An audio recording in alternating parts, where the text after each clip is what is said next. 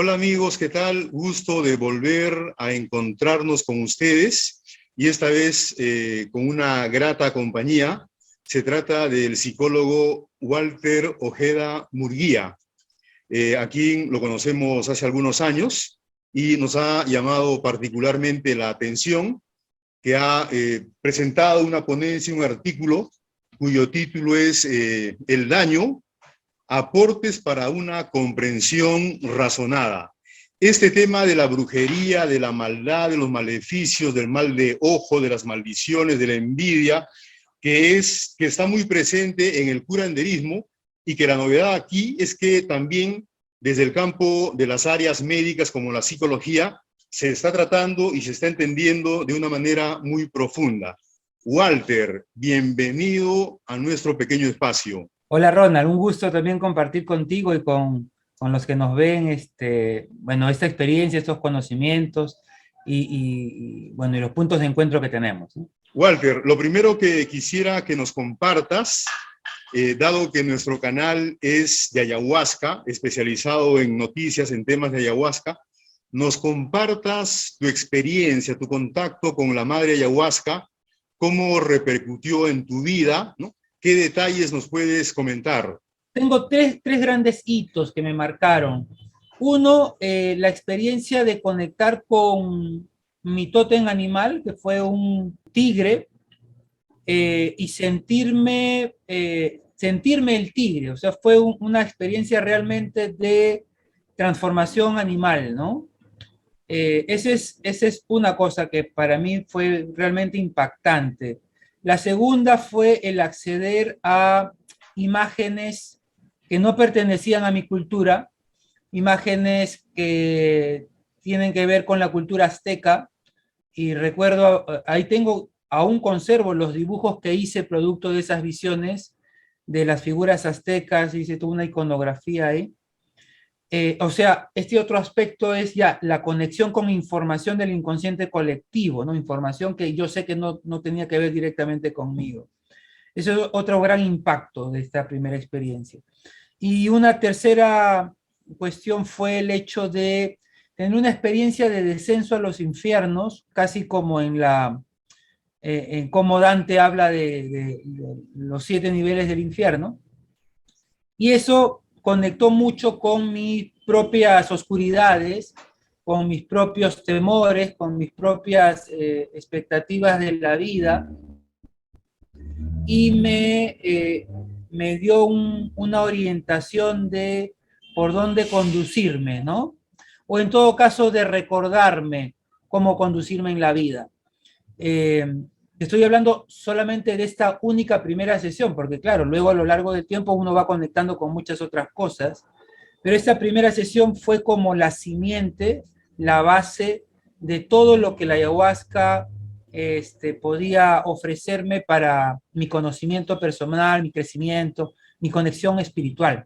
Muy bien, Walter, entremos al tema que es el principal de esta reunión, de esta entrevista, que es tu ponencia sobre el daño, ¿no? Bueno, por favor, preséntanos el tema, pero desde el contexto tradicional. Todavía no entremos al tema académico.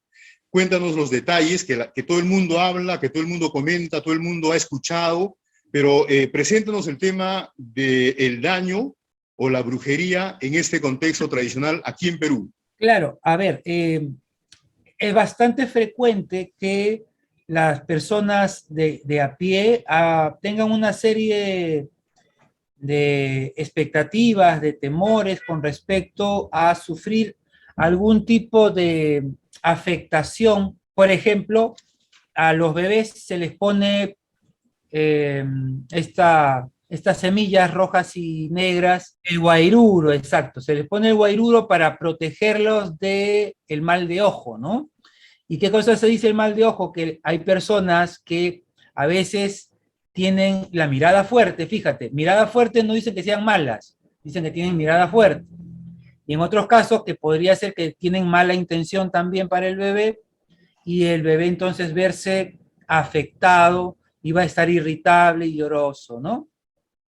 Luego está la otra tónica, por ejemplo, de alguien que encuentra en su puerta algún líquido extraño y inmediatamente va a pensar que alguien le ha puesto ahí sangre de algo, orina de algo, no sé, porque quiere que le vaya mal, tenga mala suerte.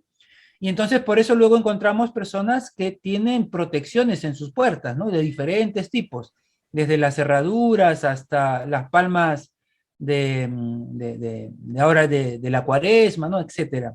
Y ya a un nivel mucho más particular está el que alguien sufra una enfermedad que aparentemente no se le encuentra explicación, y entonces van a recurrir a algún especialista curandero para identificar qué le está pasando, y generalmente es ahí donde emerge la palabra daño como algo crucial, como algo importante, ¿no?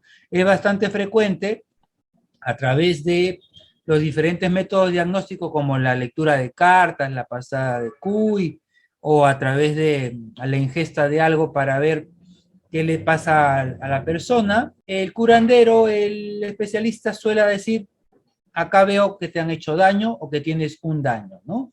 Y entonces en las personas la idea del daño suele girar alrededor de que alguien me ha hecho algo malo, que quiere que esté enfermo, que quiere que tenga mala suerte, que quiere que en el amor no me vaya bien, ¿no?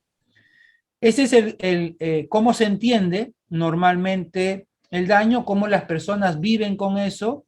Este, creo que es parte cotidiana, aunque en las ciudades se hable poco, no quita de que no se siga creyendo, ¿no?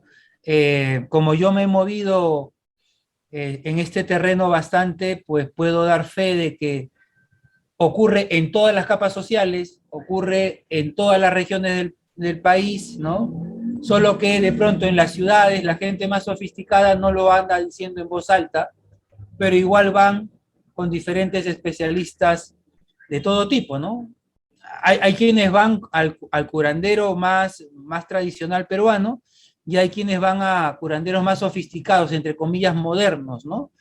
Que serían de la nueva era, reikistas o que practican contacto con los ángeles, pero al final todo gira alrededor del temor de que alguien me ha hecho algún mal y que necesito ser curado de eso, necesito ser limpiado de eso, ¿no? Qué bueno que estemos conversando contigo sobre este tema, Walter, porque vamos a ir aclarando muchas cosas.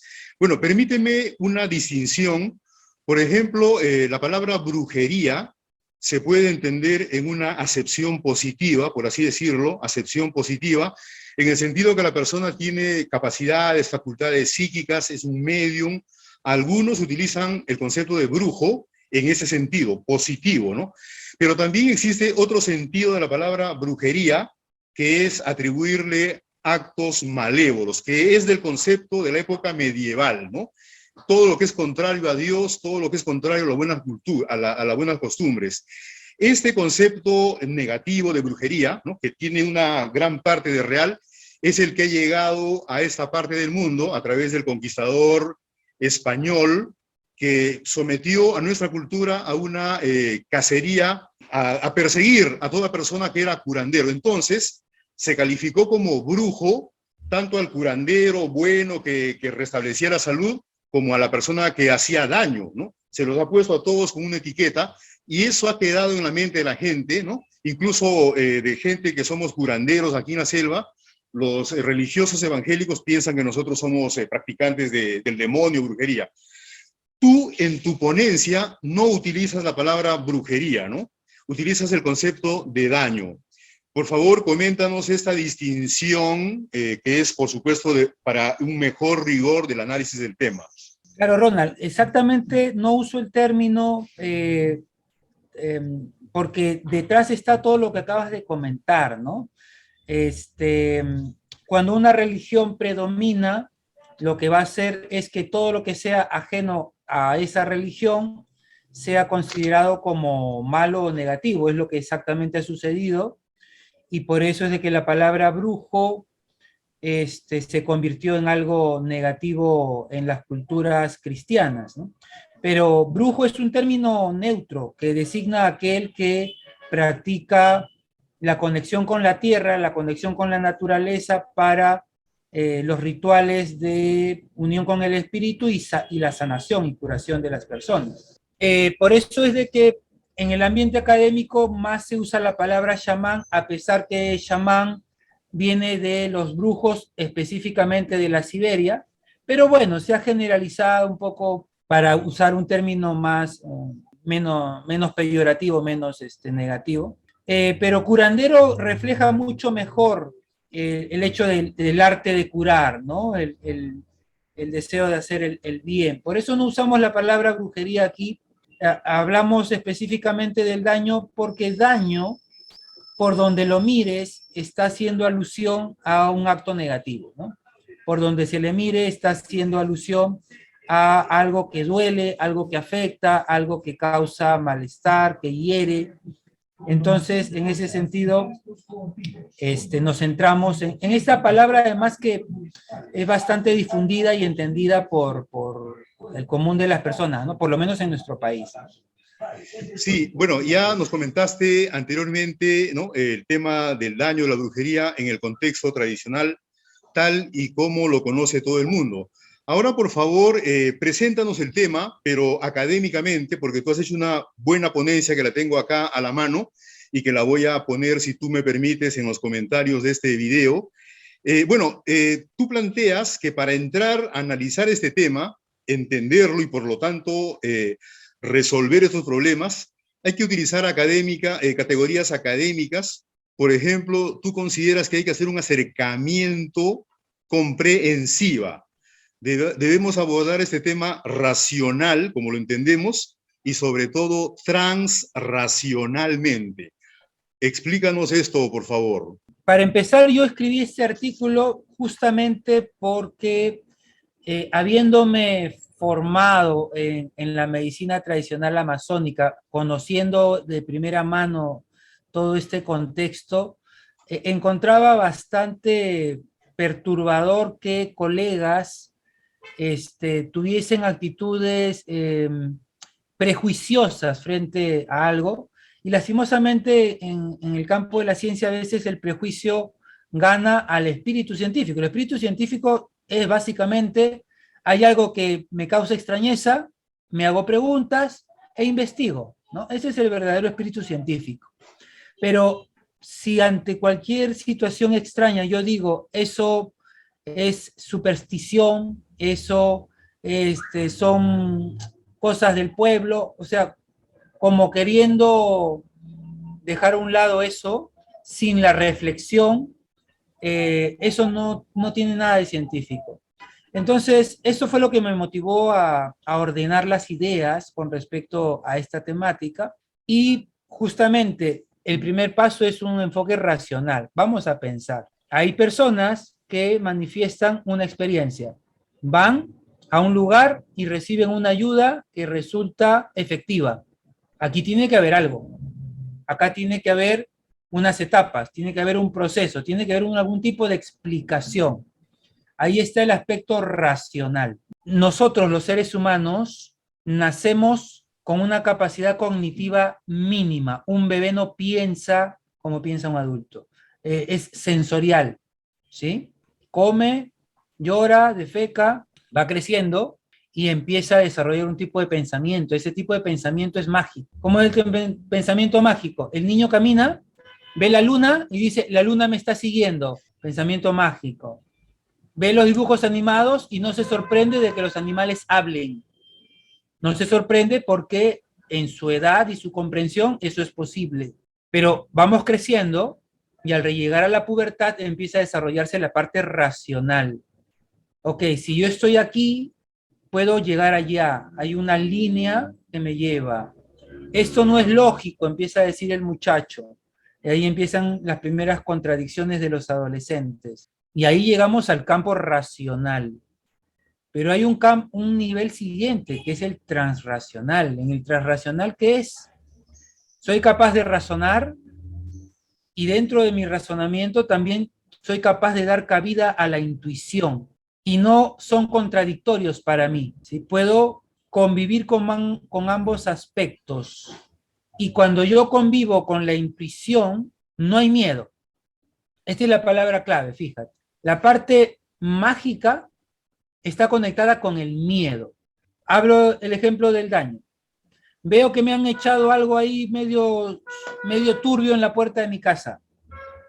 La persona que está desde la superstición reacciona con miedo inmediatamente. Uy, alguien me está haciendo daño.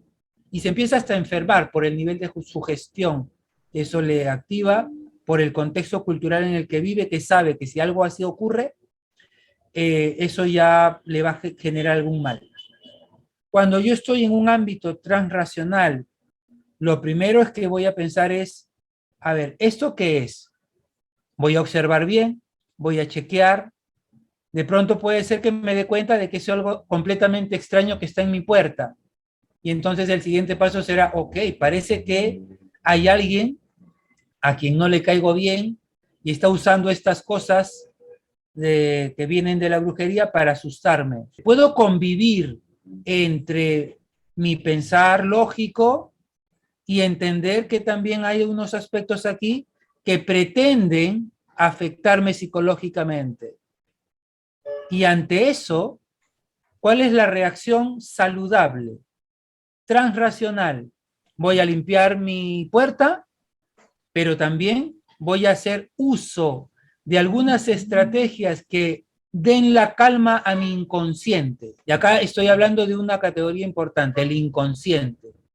El inconsciente no usa la parte racional. El inconsciente utiliza imágenes, metáforas, historias, cuentos, intuiciones. Y ese inconsciente necesita ser satisfecho y limpieza para satisfacer a mi inconsciente, pero también es satisfecho a mi parte racional. Entonces, en el campo de la psicología académica, lo transracional es el estudio de estos dos elementos y cómo las personas pueden ir madurando en ese desarrollo. La mayor parte de la población eso no lo desarrolla hasta bastante bien avanzado en edad y a veces muchos ni lo logran desarrollar porque requiere un contexto cultural que lo facilite y requiere una maduración que cada persona tiene su ritmo de maduración también. Walter, me parece muy valioso lo que estás comentando. Por ejemplo, tú en el artículo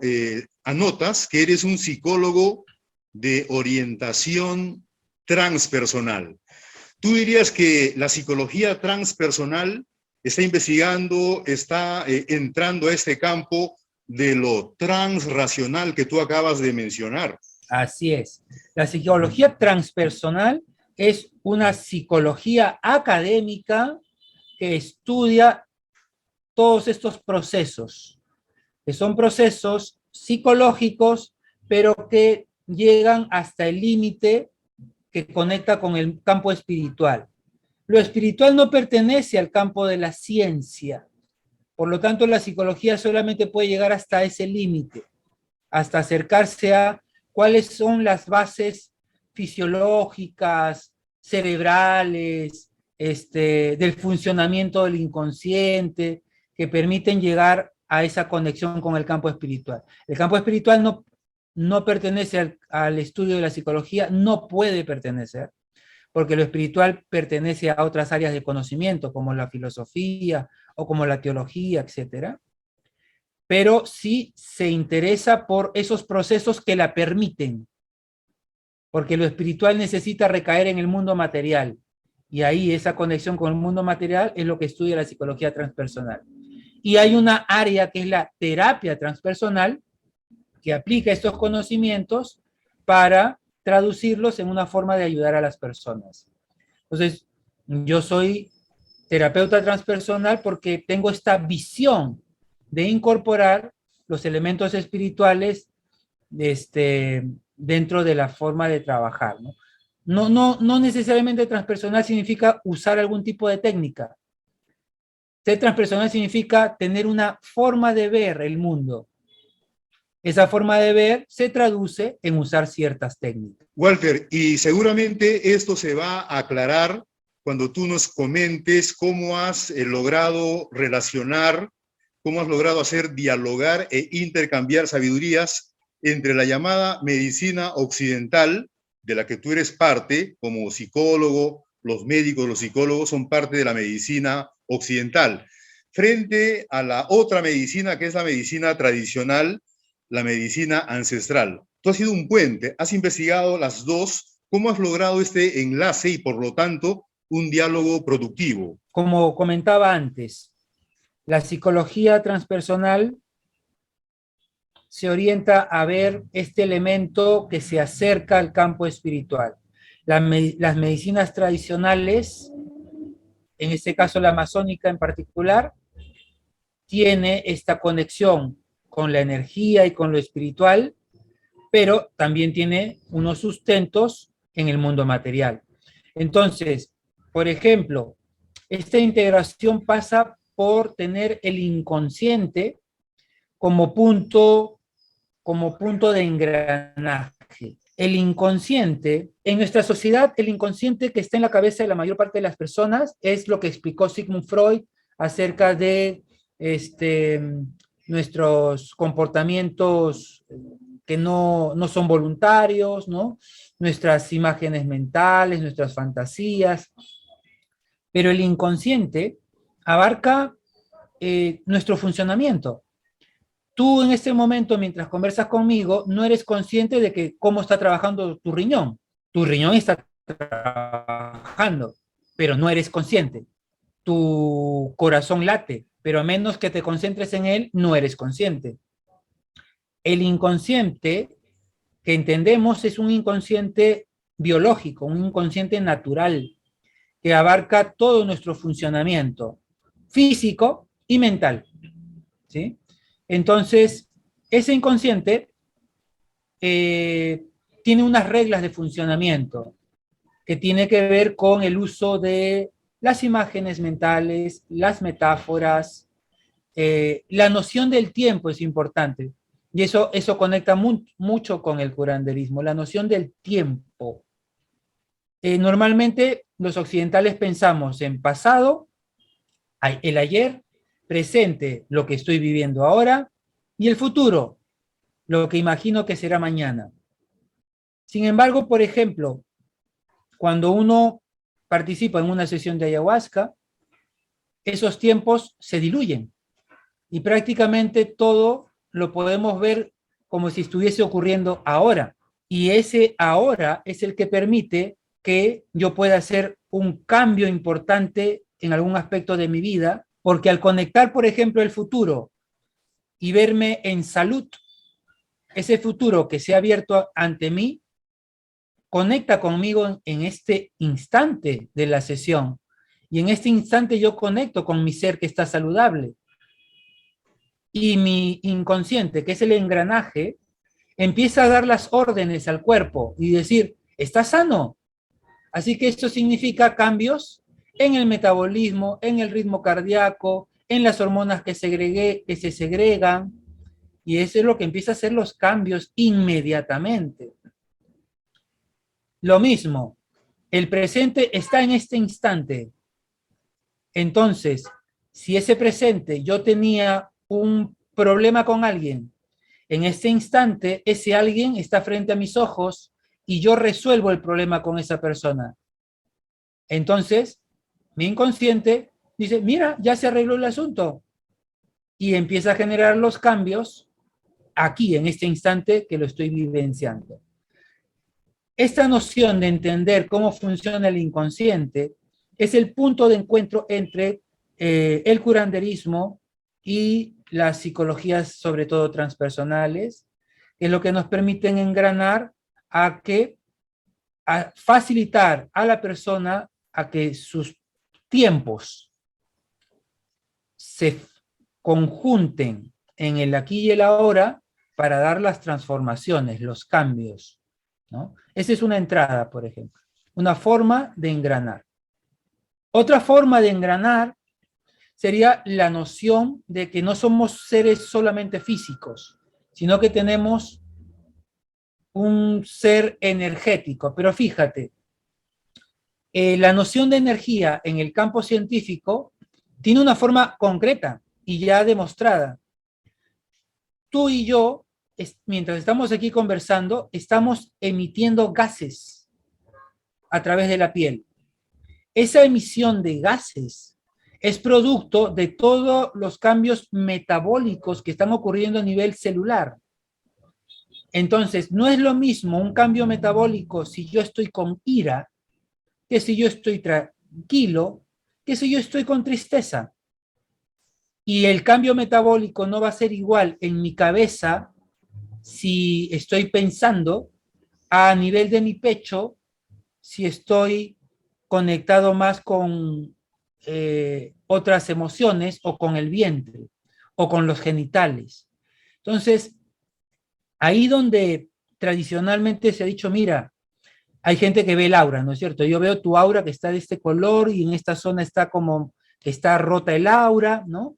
O en la medicina tradicional, las sopladas que se soplan en puntos clave que en otros sitios se les llama los chakras, ¿no? Acá no lo hemos llamado por chakra, pero se ha usado los puntos de energía de hace mucho tiempo para soplar. Un físico ruso o ucraniano, no estoy seguro, él hizo toda esta investigación de las emisiones de gases.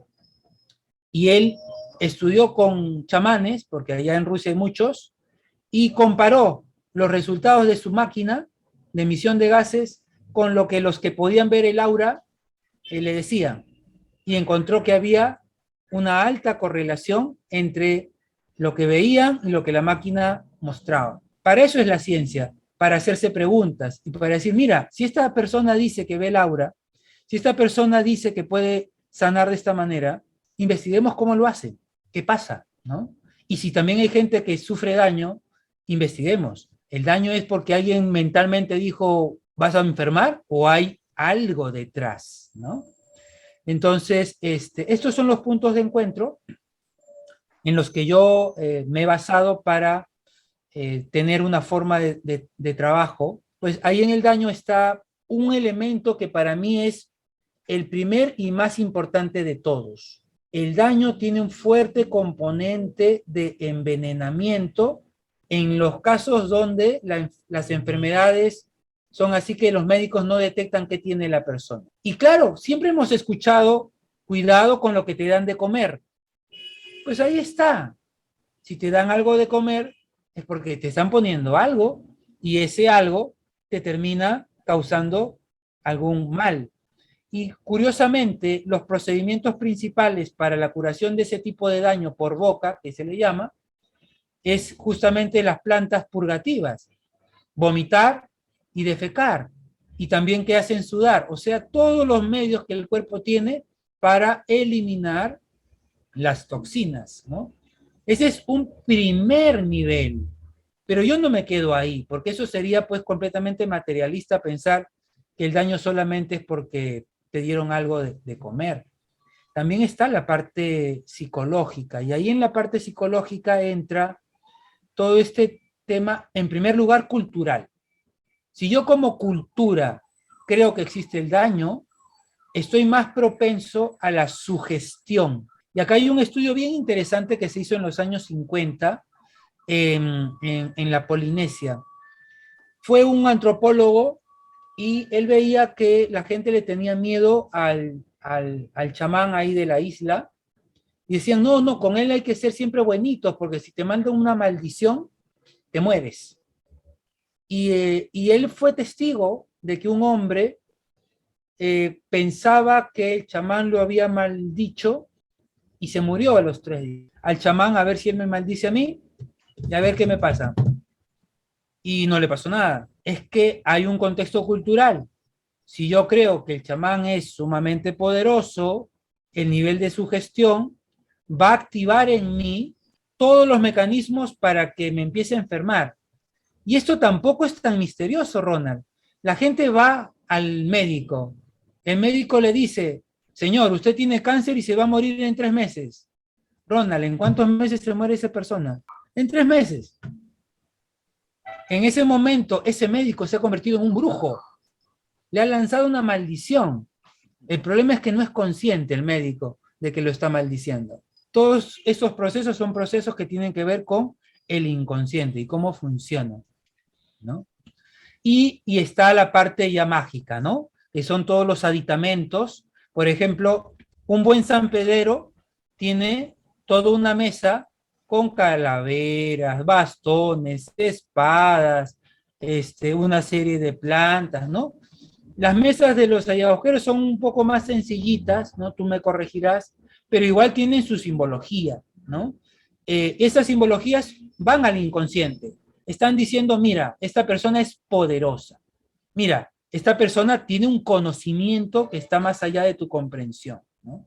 Y todo esto va al cerebro arcaico, a ese cerebro que se ha formado cuando tenía 5 años, tenía miedo de las cosas que no entendía, ¿no? Y ahí es la importancia. Un buen curandero usa todo esto intuitivamente para que el paciente mejore. Pero como todo en la vida, tú utilizas este conocimiento para mal, también lo utilizarás para amedrentar, asustar y enfermar, ¿no? Bueno, estamos yendo Ronald. progresivamente analizando el tema contigo, Walter, y vamos a llegar más adelante a algo que me ha impresionado de tu análisis. Bueno, por ejemplo, para entender mejor todo lo que acabas de decir, tú también has planteado que hay que analizar ese tema considerando la faceta física, psicológica, energética y espiritual. 4 facetas para entrar a tratar y entender este tema. Por favor, ilústranos, si es posible, con algunos ejemplos. La física la comentaba con este tema del envenenamiento, ¿no? Cuando uno revisa los reportes, que son reportes generalmente antropológicos, ¿no? Pero también en estos libros que circulan ahí en el suelo el libro de San Cipriano o cosas así, vas a encontrar una serie de recetas que al lector no avisado pueden parecerle a veces ridículas y a veces temerosas, pero esas cosas de buenas a primeras ya son cosas tóxicas, ¿no? No hay que buscarle 3 pies al gato. O sea, si yo consumo riñón de caballo con cáncer, pues algo malo me tiene que pasar, ¿no? Así yo no sepa que me lo he comido. Pero también está el otro detalle, que muchas de las plantas tienen nombres que parecen raros y esos libros de lo que están hablando a veces son de nombres de plantas tóxicas. Por ejemplo, lengua de perro. Lengua de perro es el nombre de una planta. Sin embargo, en el libro tú lo lees y piensas que te están dando la lengua de un perro. Entonces, son detalles que para el que no es muy conocedor del asunto, piensa una cosa y luego resulta otra. Pero ambas cosas están ahí presentes. Ambas cosas son toxinas. Y por eso, en el campo de la farmacología, hay todo un campo inexplorado, porque justamente si se dieran el permiso de tomarse en serio los reportes de daño que existen y que seguirán existiendo, podrían descubrir funciones de las plantas que ahí se indican, ¿no? ¿Para qué sirven? Y encontrar, por ejemplo, antídotos, ¿no? Para eso es esta comprensión. Ese es el campo de lo físico, sobre todo, el tema de lo tóxico. Luego está el campo de lo psicológico, como comentábamos, la sugestión, cómo funciona el inconsciente, ¿no?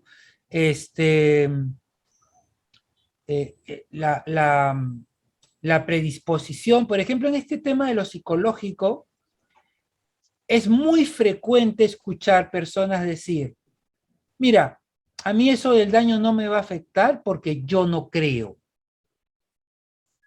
Ya, ese es un grave error.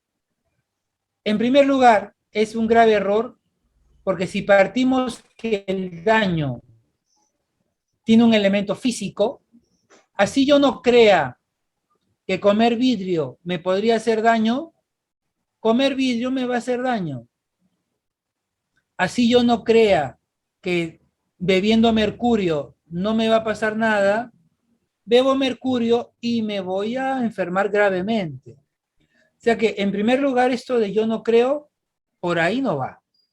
Ahora, en el campo psicológico, el yo no creo también te puede jugar en contra, porque Nuestra parte consciente es solo el 15% de nuestro funcionamiento. Y nuestro inconsciente es un 80-85% del funcionamiento. Cuando yo digo yo no creo, solamente estoy respondiendo con ese 15%, o 20 o 30 ya con suerte. Pero la gran parte de mi funcionamiento es inconsciente. Y en ese inconsciente están los miedos infantiles, mi parte supersticiosa, que todos la tenemos. Por eso yo comentaba en mi escrito algo que me dijo una amiga curandera. Mira, en lugar de cerrarse, a decir yo no creo, es rechazo todo mal. Rechazo todo mal es reconozco que el mal existe. Reconozco que puede haberme tocado, pero lo rechazo. Y rechazo todo mal en el nombre de algo grande. Eso más grande ya corresponde al sistema de creencias de cada quien. Dios, la Virgen, Alá, en lo que uno cada cual crea. Mi sistema de creencias, donde Dios es el que domina todo, me va a ayudar a contrarrestar cualquier otro tipo de información de nivel inferior. Por ejemplo, el diablo. Por ejemplo, el espíritu no sé qué, ¿sí? Porque si para mi creencia Dios está por encima de todo, eso tiene un poder enorme para contrarrestar. Estoy hablando aquí solamente en términos psicológicos, ¿ah? Para contrarrestar ese temor de una entidad que es de rango inferior. Eso sería la parte de cómo funciona la psicología, la parte de lo inconsciente. Aprender a usar ese lenguaje del inconsciente. Luego está la parte energética. Lo que comentábamos de que realmente nosotros tenemos un campo de energía. Lo que pasa es que ahí también hay muchas formas en que las personas entienden la noción de energía. Pero aquí yo estoy hablando básicamente desde lo que la ciencia ha encontrado. Nosotros emitimos gases. Esos gases pueden ser percibidos por personas sensibles. Eso es lo que en parte explica por qué cuando tú conoces a alguien por primera vez, a veces pasa que de inmediato no te cae bien. O a la contraria, que de inmediato te caiga mal. Y es porque eso que él está emitiendo resuena positiva o negativamente contigo y con tus propias emisiones. Esas emisiones son reflejo de tus propios sentires, ¿no? De tus propios pensamientos y sentimientos. Entonces, ahí está la parte energética. Hay mucha gente que lo ha estudiado. Bárbara Brennan, una física estadounidense, investigó profundamente todo el tema del campo de la energía. Invito a quienes no la conozcan a que busquen sus libros, son muy, muy, muy bien explicados. Y ahí se comenta mucho de lo que en el chamanismo se explica. Por ejemplo, el virote, ¿no? El virote es una flecha energética que un curandero le lanza a otro curandero, un poco entre defendiéndose o queriéndolo atacar, ¿no? Para mantenerlo a raya. Eso hay que entenderse dentro de un contexto también tradicional, ¿no? Los curanderos tradicionales vienen de un ambiente guerrero, entonces esto se entiende en ese contexto también. No son ni buenos ni malos, es un contexto en el que viven. Pero, curiosamente, Bárbara Brennan señala que un campo de energía vinculado con la ira muestra puntas que son como espadas o cuchillos que salen de la persona y quienes lo perciben pueden percibirlo así. Entonces hay este campo de energía. Las personas que practicamos la oración por otros, ¿qué estamos haciendo al orar por otros? Estamos creyendo que nuestra energía va a llegar a la otra persona, no importa la distancia. Estas son nociones que en todo el mundo existen, ¿no? De que somos capaces de transmitir una energía, mi energía o canalizar la energía como se llama en el Reiki. Y entonces por ahí también entra la noción del daño. O sea, si yo pienso para mal de alguien, mi energía malévola también le va a llegar. Y entonces aquí fíjense, aquí entra otra noción que viene de la física cuántica.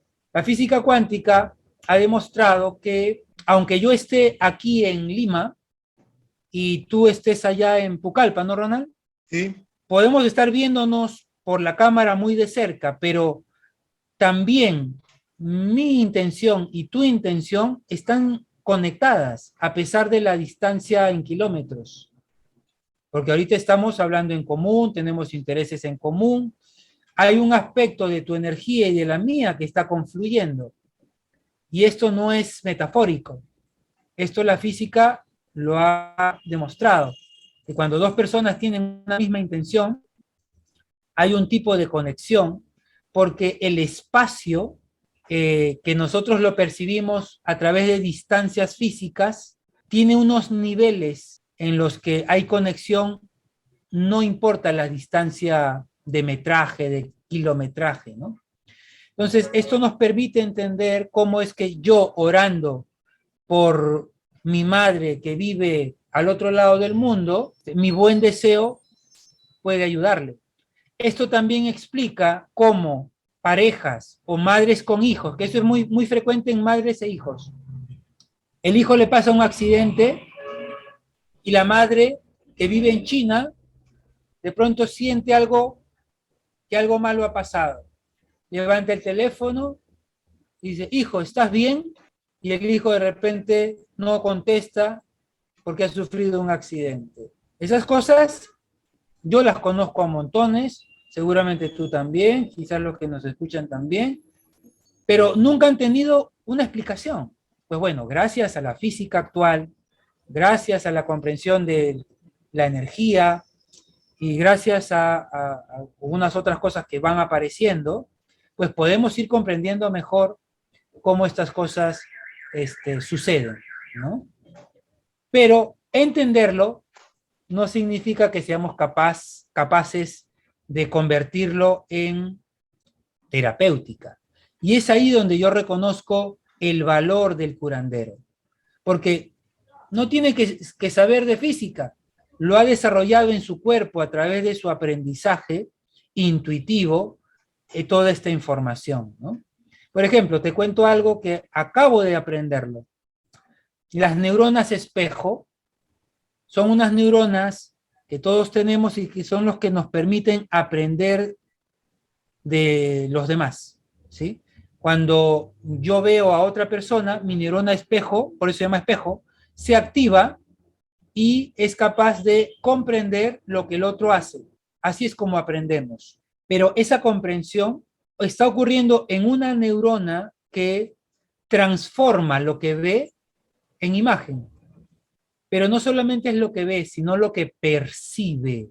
Y lo que percibe es, por ejemplo, si yo estoy relajado, yo veo a otra persona que está tensa, mis neuronas espejo captan la tensión de la otra persona y yo no me voy a poner tenso, pero mi neurona espejo va a disparar una imagen y esa imagen se va a transformar en algo, puede ser simbólico, ¿no? En algo que reflejaría la tensión que vive la persona. Y fíjate que eso permite entender, o por lo menos acercarnos a una comprensión, de cómo es posible que un maestro curandero pueda tener imágenes de sus pacientes y tener intuiciones de lo que está viviendo el paciente. Yo como terapeuta he tenido algunas ocasiones extraordinarias, contadas con mis dedos, donde he tenido imágenes de mis pacientes. La base está en las neuronas espejo. No digo que sea toda la respuesta, Ronald, pero hay un acercamiento a que esto es parte de lo que está pasando en nuestros cuerpos. Es esto lo importante, poder ir haciendo estos diálogos. Y cuando me invitaste yo me quedé encantado de eso, poder dialogar contigo que eres un experto en la medicina tradicional y aquí yo con estos conocimientos. Dialogar nos enriquece, dialogar nos permite comprender y de pronto soltar también el miedo. Yo soy un tenaz impulsor de que no tenemos que soltar el miedo porque el miedo abre las puertas de la enfermedad, abre las puertas de que nos veamos atrapados por personas dominantes que nos quieran sojuzgar, ¿no? Y más bien el empoderamiento, la confianza para desde ahí hacer lo que haya que hacer para sanarnos, para estar bien, para vivir en abundancia, etcétera. Y entonces esto nos lleva al último campo, que es el espiritual. el espiritual. ¿Dónde está tu conexión espiritual? ¿Vives en un mundo donde Dios y el diablo están en el mismo nivel? Y entonces voy a vivir con miedo, pues, porque si están en el mismo nivel, ay Diosito, ¿qué me queda? ¿No? ¿A quién le pongo más ofrendas? A ver quién me ayuda. Por eso es que hay mucha gente que busca estos amarres, estos convenios con el diablo, ¿no? Que aparecen en los periódicos, ¿no? Este, yo invoco a los 7 espíritus de no sé dónde, ¿no? Entonces, claro, porque cuando yo creo que Dios y el diablo están en el mismo nivel y no me está yendo bien y digo, ah, mira, mi Dios no me está sirviendo, me voy a buscar hacer un pacto con Satanás. Cuando yo tengo una mirada de que hay un Dios todopoderoso, sea como le llame, pero uno solo que está por encima de todos los demás, mi visión de la vida cambia radicalmente. Eckhart Tolle, un filósofo muy conocido en el campo de la meditación, señala esto también, ¿no? Él dice, ¿cómo es tu mirada? ¿Estás focalizado en la dualidad? La dualidad blanco-negro, día-noche, malo-bueno, o estás conectado con la unidad, porque la unidad lo que nos dice es que la oscuridad es parte de esa unidad y como es parte está sujeta a eso que es mucho más grande y trascendente. Cuando yo estoy conectado con eso, vivo con otra confianza.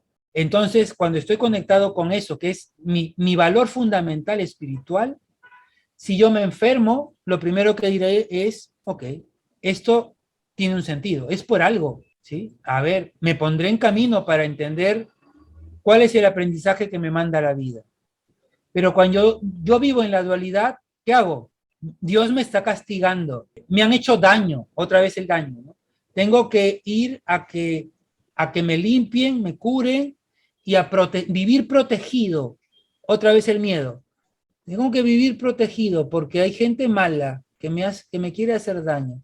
Ronda, hay gente mala, no lo puedo negar. Pero si yo vivo bien, el mal rebota, el mal resbala. Pero claro, cuando yo vivo en esta duda, es ahí donde mi espíritu está débil, ¿no?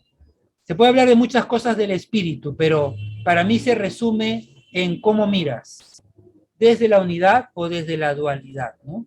Desde ahí se desprenden ya todo lo demás, desde cómo yo entiendo esto, ¿no? Inclusive, fíjate, yo soy alguien que he sido formado en la Biblia, por eso a veces doy ejemplos de ahí. Y en la Biblia hay un libro, que es el libro de Job, donde Satanás va al trono de Dios y le dice, Dios, he ido a dar la vuelta y mira, he encontrado a este y a este. ¿Me das permiso para tentarlo? Y Dios le dice, te doy permiso. O sea que en la cristiandad también está esta noción clara de que Satanás es un servidor de Dios. Fíjate lo que estoy diciendo, alguna gente se espantará, pero es un servidor, ahí está, yo no lo invento. Está ahí para que Dios cumpla los designios de nuestra evolución espiritual. Bueno, entonces por ahí este repaso de los niveles y de cómo nos afectan en esta noción de sentirnos dañados o expuestos a la posibilidad del daño.